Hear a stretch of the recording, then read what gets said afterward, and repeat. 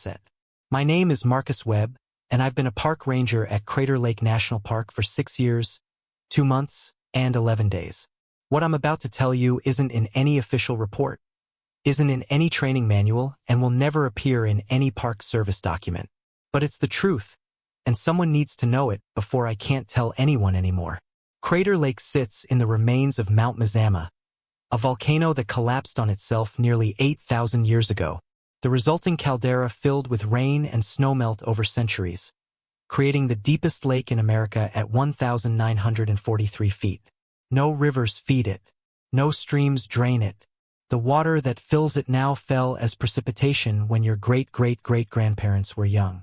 The lake is famous for its color, that impossible, otherworldly blue that looks photoshopped in every picture. Tourists drive for days to see it, and when they do, they always say the same thing: it doesn't look real. They're more right than they know. I started working here in the spring, assigned to the South Rim Patrol. My training supervisor was a man named David Chun, 48 years old, 17 years of service, with the kind of weathered calm that comes from spending half your life in the wilderness. He taught me the basics: trail maintenance, visitor safety, wildlife protocols, standard ranger work. On my 4th day, he took me to Watchman Overlook just before sunset. The sky was turning orange and gold, and the lake below reflected nothing. It stayed that deep, impossible blue, like a hole punched through reality. Beautiful, isn't it? David said. Stunning, I agreed. Look at it now. Memorize it. Because after the sun sets, you don't look at the water directly. Not ever. I laughed. Thought he was joking or hazing the new guy. What? I'm serious, Marcus. After sunset, you use binoculars or cameras if you need to observe the lake surface. You do not make direct eye contact with the water itself. Eye contact with a lake? David turned to face me, and his expression was completely serious. You'll think I'm paranoid for about a month. Then something will happen and you'll understand. Until then, just follow the rule. I followed it because I had to, but I didn't believe it. For the first few weeks, I thought David was eccentric or superstitious. Then I met Hannah Rodriguez. Hannah had worked at Crater Lake longer than anyone, 23 years. She maintained the visitor center and led educational programs about the lake's geology. She was in her late 50s, sharp-minded, and not the type to believe in anything she couldn't measure or prove. One afternoon, I was helping her set up a new exhibit about the lake's formation when I mentioned David's rule about not looking at the water after dark. Hannah stopped arranging her display and looked at me with an expression I couldn't read. David told you that on your 4th day? Yeah. Is that normal? He usually waits 2 weeks. He must have sensed something about you. Some people are more susceptible than others. Susceptible to what? She was quiet for a moment, then pulled a laminated card from her desk drawer. It looked old, the edges worn smooth from handling. Every ranger gets one of these eventually, usually after they've been here long enough to notice the patterns. The card read, Crater Lake Evening Protocol, internal use only. Do not observe lake surface directly after sunset. Use optical equipment for necessary observation. Limit continuous rim observation to 15 minutes after dark. Report any visitor stationary at overlooks for more than 10 minutes. Do not approach solitary individuals at the rim after 10 p.m. without backup. If you experience visual disturbances, time disorientation, or auditory phenomena, report immediately and rotate off evening duty. What is this? I asked. Survival instructions disguised as policy, Hannah said. The Park Service can't officially acknowledge what happens here, so we pass down the knowledge informally. Ranger to ranger, generation to generation. What happens here? People disappear. Not often, maybe 3 or 4 a year, but consistently. They come to see the lake, they stay too long at the rim after dark, and then they're gone. Sometimes we find their vehicles. Sometimes we find their belongings. We never find them. That's just people getting lost in the wilderness. It happens at every national park. Hannah shook her head. I've worked at 4 different parks. I know what normal missing person cases look like. This is different. The people who vanish here, they all share the same pattern. They're found standing at overlooks after sunset, completely still, staring at the water. When staff approach them, they don't respond. They don't blink. And if you don't physically remove them from the rim, they eventually walk down to the shore and into the water. And they don't come back up. The way she said it, with absolute conviction and no drama, made my skin crawl. Has anyone tried to stop them? We try. Sometimes we succeed, get them away from the rim into medical care. They're always disoriented, can't remember why they were standing there, can't explain what they were looking at. Most of them leave the park immediately and never come back. But some of them, she paused, some of them return. Days later, weeks later, always at night. And the second time, we can't stop them. That conversation happened in June. I filed it away as interesting folklore, the kind of spooky story every park probably had. Then July came and I met Sarah Mitchell. Sarah was a photographer from Seattle, 32 years old, visiting the park to capture the lake at different times of day. She'd been coming to Crater Lake every summer for 5 years, had a whole portfolio of stunning images. She knew the park better than some of the rangers. On a Tuesday evening, I found her at Discovery Point at 8:15 p.m., 45 minutes after sunset. She was standing at the stone wall, her camera on a tripod beside her, completely motionless. Evening, I called as I approached. Park's closing soon. No response. I got closer and realized she wasn't just still. She was rigid, like a statue, her hands gripping the wall, her eyes fixed on the dark water below. "Ma'am? Ms. Mitchell?" Nothing. Her eyes were open, unblinking, and even in the dim light, I could see her pupils were dilated to the point where her irises were barely visible. I remembered David's instructions about not approaching alone, but I was young and confident and thought I could handle it. I touched her shoulder gently. "Sarah, you need to come with me." She spoke without moving, without looking at me, her voice flat and distant. "Do you see it?" "See what?" "The pattern. It's moving under the surface. Spirals within spirals going down forever. It's showing me something. Something important." My training said to call for backup, but something deeper, more instinctive, said to get her away from the wall immediately. I took her arm and pulled, gently at first, then with more force when she resisted. "I need to see," she said, still not looking at me. "Just a little longer. It's almost showing me the whole thing." I managed to move her back from the wall, positioning myself between her and the view of the lake. "Sarah, look at me. Focus on my face." Her eyes slowly, painfully slowly, moved from the lake to me. And in that moment I made a mistake. I glanced past her, just for a second, to see what she'd been staring at. The lake was wrong. I can't describe it better than that. The water was black, which was normal for nighttime. But this black was different. It wasn't the absence of light. It was the presence of something else. Something dark and vast and aware. And as I looked, shapes began to resolve in that darkness. Not on the surface, but deep beneath it. Geometric patterns that hurt to perceive, angles that shouldn't exist in three-dimensional space, structures that seemed to extend down past where the lake floor should be, down into impossible depths. I jerked my eyes away, heart pounding, hands shaking. The whole thing had lasted maybe 2 seconds, but it felt like I'd been staring for hours. Sarah was looking at me now, really looking, and her expression was almost pitying. "You saw it too. Now you understand." I got her into my vehicle, drove her to the medical station. The staff treated her for mild hypothermia and disorientation. She couldn't remember coming to Discovery Point, couldn't remember setting up her camera. The last thing she clearly recalled was eating dinner at the lodge around 6 p.m. I filed a standard report. Visitor found disoriented at overlook, possible altitude sickness, transported to medical for evaluation. I didn't mention the patterns in the water. I didn't mention my own moment of seeing something I couldn't explain. Sarah left the park the next morning. I thought that was the end of it. 3 weeks later, I was on evening patrol when I got a call about an unattended vehicle at the Cleetwood Cove trailhead, the only legal access point to the lake shore, a steep mile-long trail that dropped 700 feet in elevation. The vehicle was Sarah Mitchell's rental car. The driver's door was open. Her camera equipment sat in the back seat. Her phone was on the dashboard, showing dozens of missed calls from family and friends. We found her boots at the top of the trail, placed neatly side by side, like she'd carefully removed them before descending. I hiked down with 2 other rangers, calling her name, hoping for a response. At the shore, we found her camera, the expensive one she'd left in her car, sitting on a rock at the water's edge.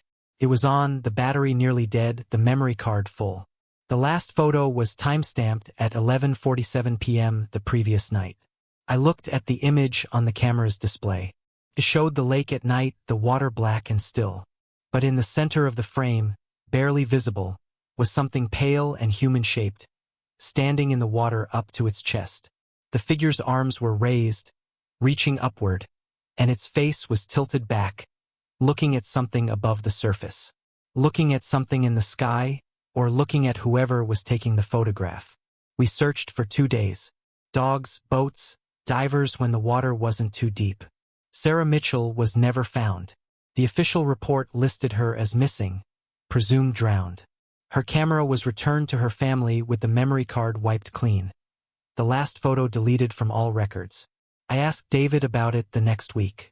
We were doing trail maintenance on the North Rim, far from any overlooks.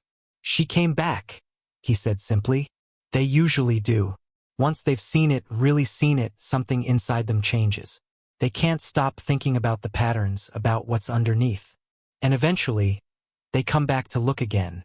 What is it? What are they seeing?"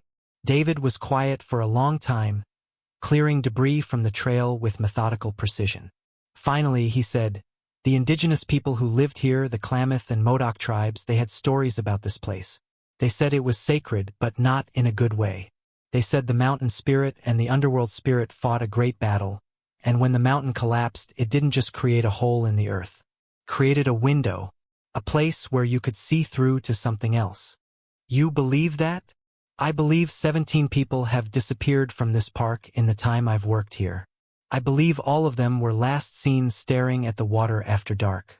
I believe something about this lake affects human perception in ways we don't understand. Whether it's a window to another dimension or just some kind of optical phenomenon that triggers psychosis, the result is the same. People see something they can't unsee, and it destroys them. That conversation changed how I saw my job. I wasn't just a park ranger maintaining trails and helping tourists. I was a guardian, keeping people away from something dangerous, something that could break their minds just by being perceived. For the rest of that summer, I followed the protocol religiously. Never looked at the water after sunset.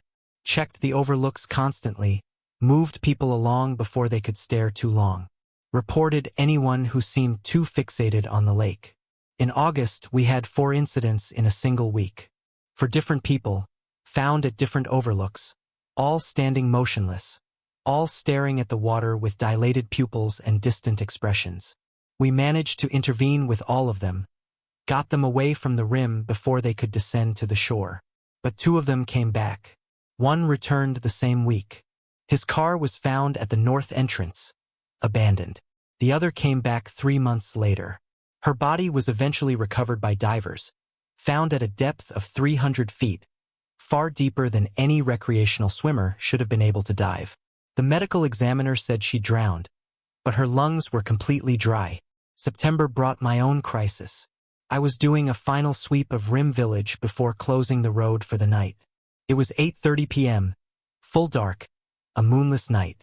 The parking lot was empty except for one car, a sedan with California plates.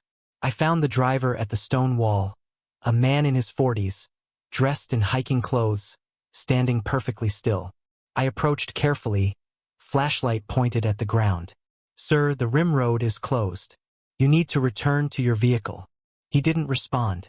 I got closer and saw his eyes, wide and unblinking, reflecting my flashlight beam like an animal's eyes in headlights. "Sir, can you hear me?" "It's not water," he said, his voice barely above a whisper. "It never was. The water is just the surface. Underneath is something else. Something that's been waiting since before the mountain existed. I need you to come with me, right now. It knows we're here, It's always known. And it wants us to see it, to understand what we really are, what everything really is beneath the illusion of matter and time. I reached for his arm, and he grabbed my wrist with shocking strength. "Look," he said, turning me toward the lake. "Just look at it properly. See what's really there." I kept my eyes closed, fought against his grip. "Let go of me. Now. You're afraid. Everyone's afraid. But fear is just the ego resisting dissolution. Once you see, you understand that individuality is the prison, and what's down there is freedom. Perfect, eternal freedom." I broke his grip, stumbled backward, and called for backup on my radio. 2 other rangers arrived within minutes. Together, we managed to get the man into a vehicle and transport him to medical. He was evaluated by a psychiatrist, found to be experiencing acute psychosis, and transferred to a hospital in Klamath Falls. I learned later that he'd escaped from the hospital 3 days after admission. His car was found back at Crater Lake 2 days after that. He was never found. That incident shook me more than the others because of what he'd said. Not water. Something underneath. Something that's been waiting. I started researching the lake's history, reading everything I could find. The geological surveys, the depth measurements, the studies of its unique ecosystem. And I found something strange in a report from 1962. A team of scientists had conducted sonar mapping of the lake floor, trying to create detailed topographical maps. But they kept getting anomalous readings at extreme depth. Places where the sonar suggested the bottom dropped away into caverns or voids that shouldn't exist. Places where the equipment registered echoes coming from far below where the caldera floor should be. The lead scientist noted in his report, "The acoustic properties of the deepest sections are highly irregular. We are receiving return signals that suggest hollow spaces extending at least 200 feet below the expected lake floor. However, this is geologically impossible given the known structure of the caldera. We recommend further investigation." No further investigation was ever conducted. At least not officially. I showed the report to Hannah one afternoon. She read it carefully, then pulled out a file from a locked cabinet in her office. "This doesn't leave this room," she said, spreading documents across her desk. "These are reports that never made it into the official archive. Research that was quietly buried." The documents dated from the 1950s through the 1990s. Sonar surveys, underwater photography attempts, even a few academic papers that had never been published. All of them described the same thing. Anomalies at depth, structures that appeared artificial, geometric patterns that didn't match any known geological formation. One photograph, taken by an underwater camera in 1978, showed something that made my breath catch.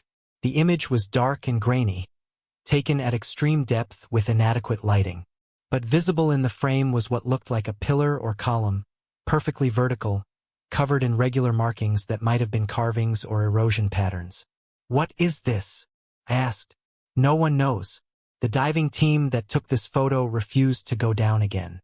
They said the structure extended down past their depth limit, past where anything should exist. They said when they got close to it, their equipment started malfunctioning. Compasses spinning, depth gauges giving impossible readings, lights flickering. And they said they felt watched." "Watched by what?" Hannah closed the file. "That's the question no one wants to answer. Because answering it means acknowledging that something's down there, something that predates the lake, maybe predates the mountain itself. And if that's true, then what we call Crater Lake isn't just a geological formation. It's a lid, a seal over something that was here first." October came, and with it, my first encounter with what we called a returner. That's what we named people who came back to the lake after their first incident, who'd seen the patterns once and couldn't stay away. Her name was Jennifer Alcott, a biology teacher from Portland. She'd been removed from an overlook in August, disoriented and fixated on the water. She'd seemed fine when she left, promised she'd see a doctor, thanked us for our help. She returned on a Wednesday night, driving straight through from Portland, arriving at the park just after sunset. The gate ranger noticed her agitation, the way she kept looking toward the rim, but she had a valid entry pass and no reason to be denied access. I found her car at Cloudcap Overlook at 9:45 p.m. the most remote viewpoint on the East Rim, rarely visited even during the day. She was already down at the shoreline. I could see her flashlight beam moving along the rocks. I hiked down, calling her name. She turned to face me, and even from a distance, I could see her eyes were wrong. Too dark, too wide, like her pupils had expanded to consume her entire iris. "Jennifer, you need to come back up with me." "I tried to stay away," she said. Her voice was calm, eerily calm. "I really tried. I went to therapy. I took medication. I convinced myself it was just a hallucination, just stress and altitude and my imagination.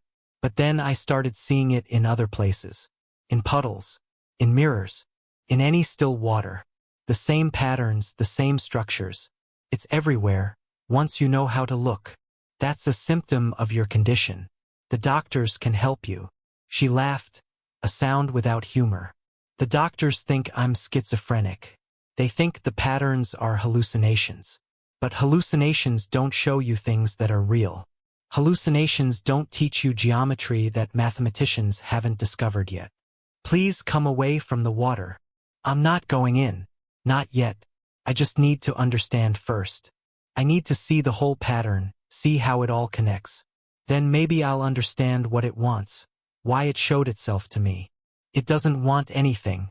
It's just water and rock and depth. You don't believe that. You've seen it too. I can tell by the way you won't look directly at the lake. You're afraid if you look too long you'll see what I see. And you're right to be afraid.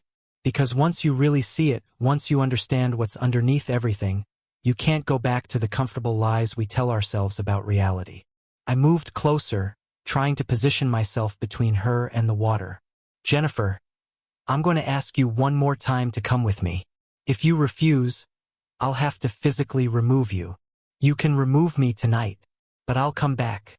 I'll always come back, because it's calling me, and the call gets louder every day. Eventually, I won't be able to resist anymore. None of us can." She let me guide her back up to the rim. Let me drive her to medical. Let the staff evaluate her.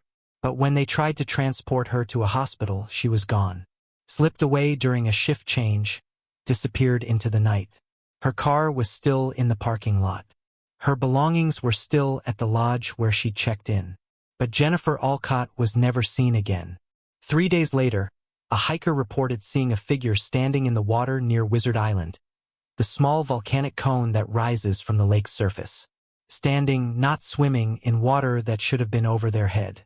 When park rangers investigated, they found nothing. November brought winter, and with it a temporary reprieve. Heavy snow closed most of the rim road, and visitor traffic dropped to almost nothing. The lake partially froze at the edges, and the deep blue water became gray and forbidding under constant clouds. But the incidents didn't stop completely. Twice that winter, we found vehicles abandoned at winter access points. Their owners vanished. Both times, we found tracks in the snow leading toward the rim, then nothing.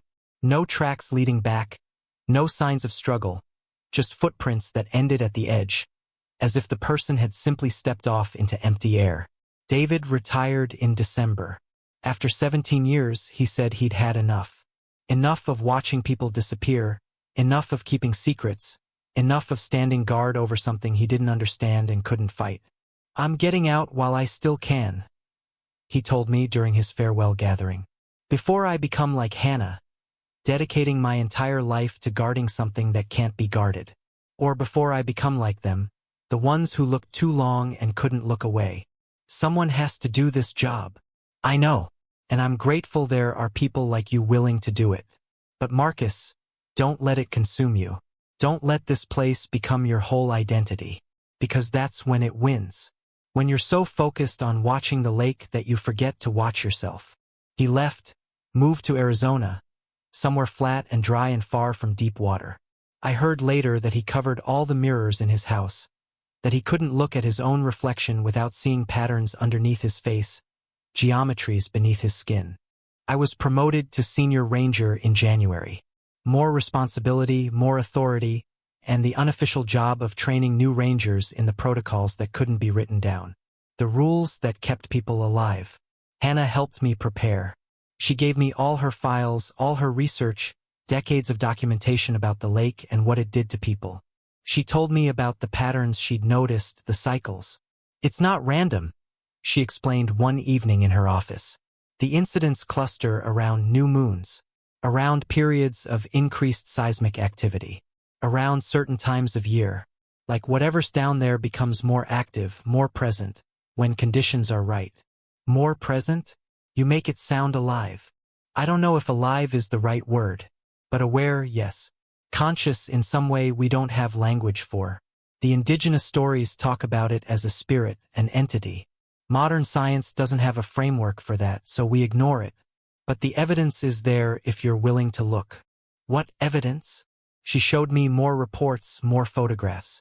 Temperature anomalies at depth, water moving against currents that shouldn't exist, acoustic recordings of sounds that matched no known natural phenomenon.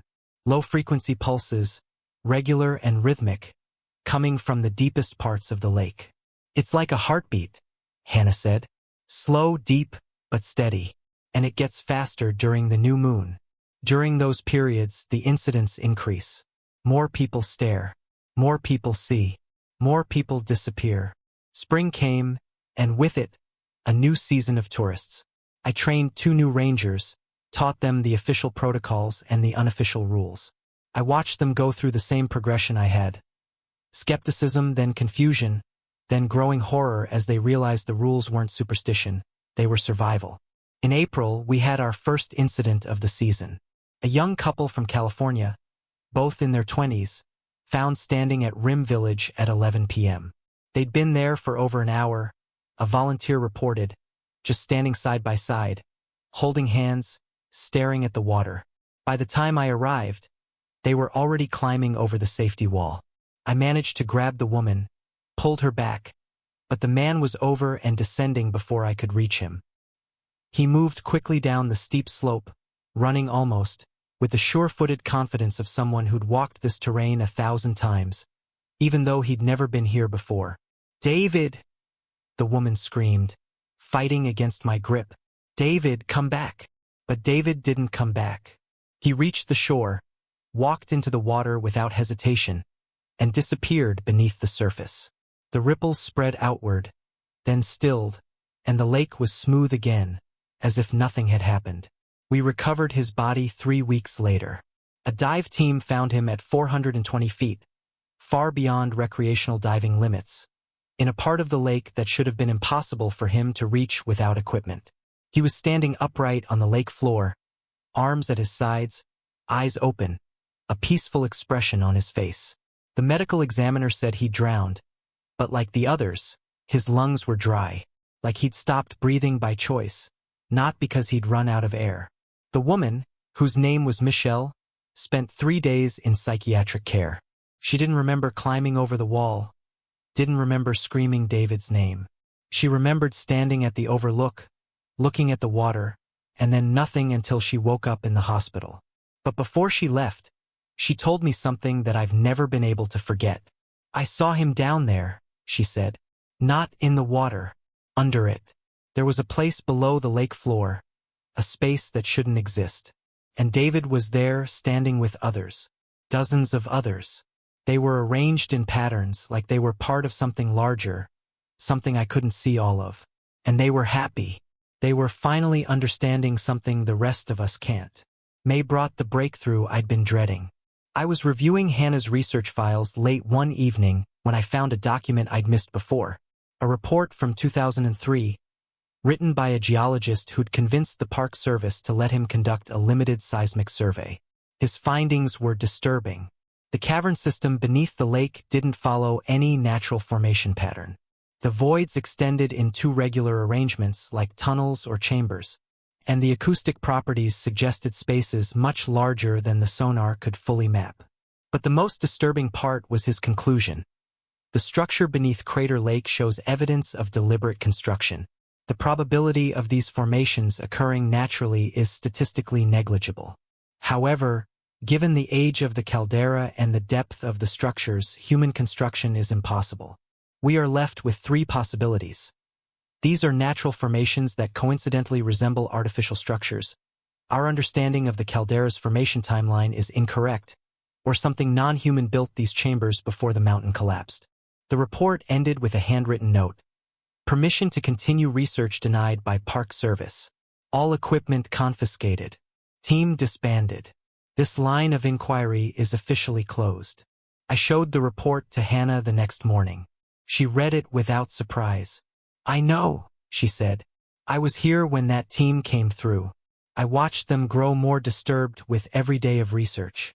And I watched the Park Service shut them down the moment their findings suggested something that couldn't be easily explained. Why? Why suppress this? Because admitting there's something constructed down there means admitting someone or something built it. And that opens questions that have no comfortable answers. Better to classify it as unknown, file it away, and hope no one looks too closely. But people are dying. People die in every national park. Traffic accidents, falls, animal attacks, heart attacks. Crater Lake's fatality rate isn't statistically unusual. What makes our deaths different is that they're all the same. The same pattern, the same behavior, the same unexplainable elements. But unless someone can prove a causal mechanism, unless someone can show exactly how the lake is killing people, it remains a series of tragic accidents. I spent the summer in a state of mounting dread. Every evening patrol was an exercise in vigilance, scanning overlooks for people who'd stood too long, watching for the telltale signs of someone beginning to see patterns they couldn't unsee. We had 11 incidents between May and August. 11 people found staring at the water, 11 interventions, 8 successes, 3 disappearances. The math was brutal and impersonal. In September, everything changed. It was a new moon, the sky perfectly dark, the lake a black void reflecting nothing. I was on evening patrol when I received a call about unusual activity at Discovery Point. When I arrived, I found not one person but 7, standing in a line at the stone wall, perfectly spaced, all staring at the water in complete silence. I called for backup, then approached carefully. Everyone needs to step back from the wall. The rim is closing. None of them moved. None of them even acknowledged my presence. They just stood there. 7 strangers who'd arrived separately, who'd never met, all frozen in identical poses. Hannah arrived with 2 other rangers. We tried everything. Verbal commands, physical intervention, blocking their view of the lake. Nothing worked. They were fixated, locked in place by something we couldn't see or understand. At 10:47 p.m., they all moved at once. Not toward the water, but toward each other. They formed a tighter group, linking hands, creating a circle, and then they began to hum. Not a melody, just a single sustained tone, low and resonant. And as they hummed, I felt something change in the air. A pressure, a presence, a sense that something vast had turned its attention toward us. The lake's surface began to glow. Not with reflected light, there was no light to reflect, but with its own luminescence. A deep blue-green phosphorescence that seemed to rise from the depths, illuminating the water from within. And in that glow I saw them. Figures standing in the water, dozens of them, maybe hundreds. They stood in formations, patterns, extending from the shore out into the deep water.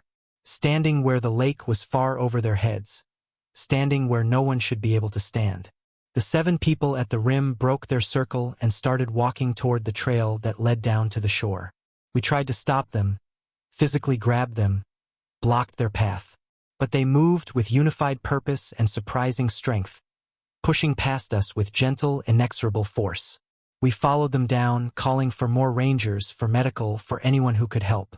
But by the time we reached the shore, all 7 were already in the water, walking in that same methodical way, heading toward the glowing figures in the deep.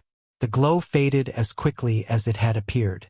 The lake returned to black, and the 7 people were gone, disappeared beneath the surface without a sound. We mounted a massive search. Boats, divers, sonar sweeps. We found nothing. No bodies, no clothing, no evidence that 7 people had walked into the lake just hours before. The official report listed it as a mass casualty event, cause unknown, possible cult activity or shared psychotic episode. The families were notified. Investigations were launched. And eventually, the incident was filed away with all the others. Unexplained but not unexplainable, tragic but not suspicious. I wanted to quit after that. Wanted to walk away like David had. Find somewhere far from deep water and try to forget. But Hannah convinced me to stay. If you leave, they'll bring in someone who doesn't know, she said. Someone who'll let more people die because they think this is just a normal park with normal dangers. You have the knowledge now. You have the responsibility. So I stayed, kept working, kept watching, kept documenting incidents that would never be officially acknowledged. But something changed in me after that night. I started seeing patterns too. Not in the water, I still followed the rule about never looking directly after dark, but in everything else. In the way people moved through the park. In the timing of incidents. In the behavior of animals near the rim. Everything seemed connected to cycles I was only beginning to perceive. The moon phases, the seismic activity, even the weather patterns. All of it seemed orchestrated somehow, arranged in ways that created windows, moments when whatever was beneath the lake could reach up and touch the world above. I started keeping my own records, separate from the official logs. Dates, times, atmospheric conditions, moon phases. I mapped every incident location, every disappearance, looking for patterns that might help me predict when and where the next one would occur. And I found something. The incidents weren't random. They clustered around specific geographical points on the rim. Points that, when I plotted them on a map, formed a shape. Not a circle or a line, but a complex geometric pattern that spiraled inward toward the center of the lake. I showed my findings to Hannah in October. She studied my maps and charts for a long time before speaking. "You're seeing what I saw 20 years ago," she said finally. "The pattern isn't random. It's deliberate. Whatever's down there, it's not just affecting people randomly. It's pulling them to specific points, arranging them in formations that match the structure beneath the lake. Why? What's it trying to do? I don't know. Build something, complete something, or maybe just accumulate enough of us to manifest fully into our world." The indigenous stories talk about a doorway, a portal that the underworld spirit tried to open during its battle with the mountain spirit. Maybe that's what this is. A door that's been slowly opening for 8,000 years, and every person who disappears is another degree of movement, another inch closer to being fully open. That's insane. Is it? We have evidence of constructed chambers beneath the lake. We have regular acoustic pulses that sound like nothing natural. We have people exhibiting identical behavioral changes after exposure. We have disappearances that follow geographical patterns. At what point does insane become the only explanation that fits the evidence? I went home that night and didn't sleep. Just lay in bed, staring at the ceiling, trying to process what I'd learned, trying to decide if I believed it, trying to figure out what I was supposed to do with this knowledge. The next morning, I called a meeting with all the senior rangers.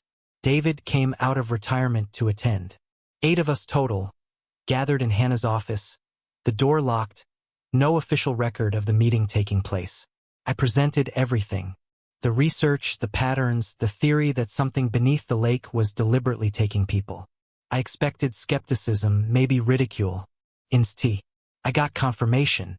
Every ranger there had their own evidence, their own observations, their own encounters that couldn't be explained conventionally. Together, we'd accumulated decades of data pointing to the same conclusion. Crater Lake wasn't just a geological feature. It was a prison or a doorway or a bridge to something that had been here long before humans. Something that was patient and aware and waiting. "So what do we do?" I asked. Silence. No one had an answer. We couldn't close the park without explaining why. We couldn't prove what we knew to be true. We couldn't stop people from looking at the water. Not really. The best we could do was what we'd always done. Enforce the rules, watch for the signs, intervene when possible, and document what we couldn't prevent. Felt like surrender. Like we were just witnesses to something inevitable. Guards at a gate that was slowly opening no matter how hard we tried to hold it closed. Hannah spoke up, her voice tired but determined. "We do what we've always done. We hold the line. We save who we can. We remember those we can't. And we pass down the knowledge to whoever comes after us. because that's all we can do. Stand between people and something they're not equipped to understand, and hope it's enough. It wasn't enough. It was never going to be enough. But it was all we had. That was 2 years ago. I'm still here, still working, still watching. We've lost 31 more people since then. 31 names added to the list.